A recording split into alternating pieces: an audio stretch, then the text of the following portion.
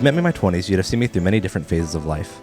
I was a musician and played in churches and cover bands, started seminary, dropped out of seminary, and worked as an audio engineer in corporate events before becoming a videographer.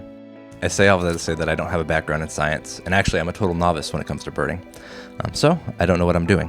But I know that a ton of you do know what you're doing. As a matter of fact, I see you guys in comment sections on other bird tubing channels being really encouraging, also Facebook groups and on Reddit. I think it's really well documented online that the birding community is extremely generous. And so for me, hoping to get better at birding, I think this YouTube channel is going to be a part of that. In eBird terms, you could consider this my list building checklist, where I'll recap my birding journey so far, and you get a sense of where I'm starting from. 2023 was a rough year. My wife and I decided that after 10 years of living in Boston that we wanted to move back to Texas to create some different opportunities for our family.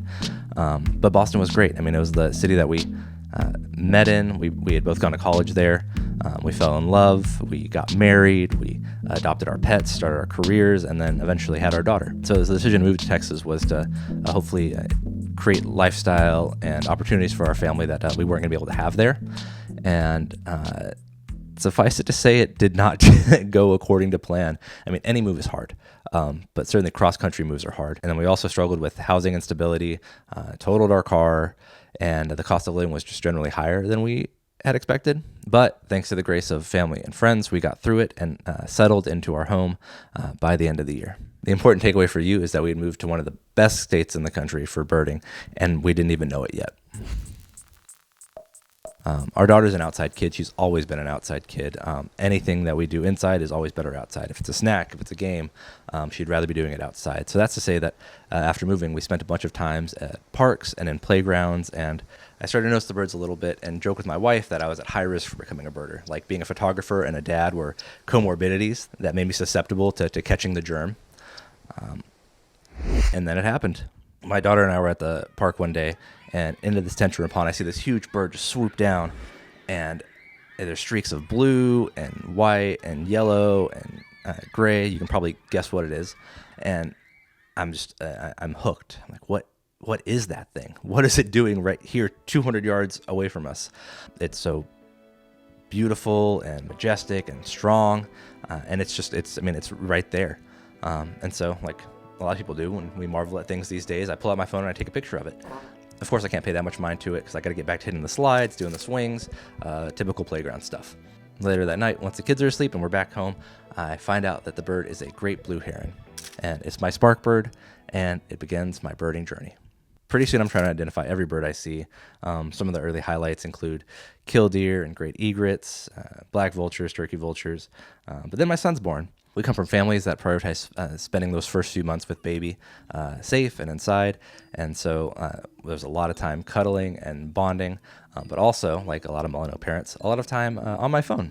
Even though I was already a photographer, I had zero interest in wildlife photography, zero experience in it. Most of my photographic work pre-Texas was street photography, which was great in Boston, but really hard to try and reconcile and do here in rural suburbia.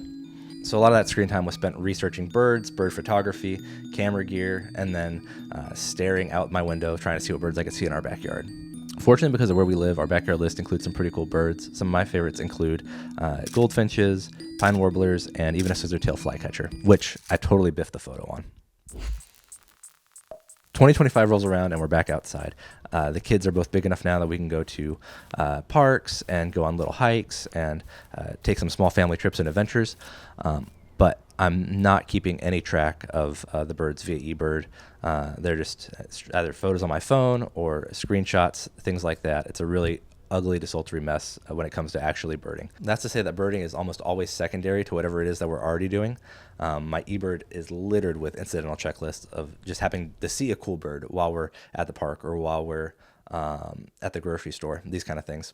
But I did get to do a little bit of traveling and see some different birds across the country. During spring migration, I traveled to Minneapolis for work and saw a couple of different warblers, which was pretty cool. In the summer, we went to Galveston a couple of different times and saw a variety of shorebirds. In the fall, I traveled to Florida for work and got to see the common gallinule and was stoked, even though it's not the more rare purple one.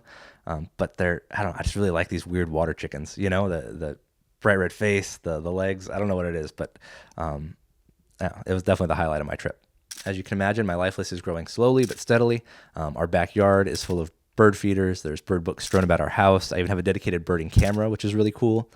And I'm really taking my time to enjoy the hobby, enjoy seeing the same birds over and over again, getting to know the locals, if you will, even if that means not putting up really impressive numbers. So that brings us to January 2026, where my first bird of the year was Savannah Sparrow, and my numbers currently look like this. And if you're watching this video, I gotta imagine you're a bit like me, so I'd love to hear in the comments what your first bird of the year was, and if you have any specific goals for 2026. My goal is to see 200 species. That's not county specific, that's not region specific, that's just 200 birds in general across anything that I do. And that number isn't very high.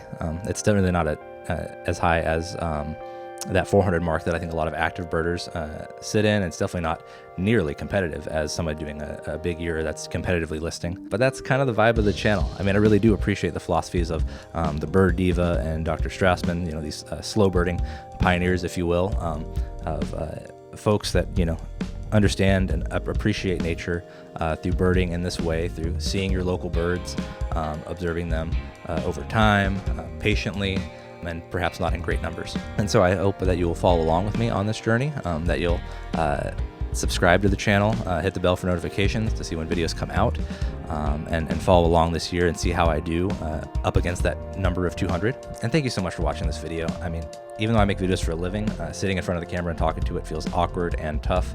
And if I can point you somewhere else, it would be to watching some of my shorts. They're certainly a bit funnier, but I don't know. I'm just winging it.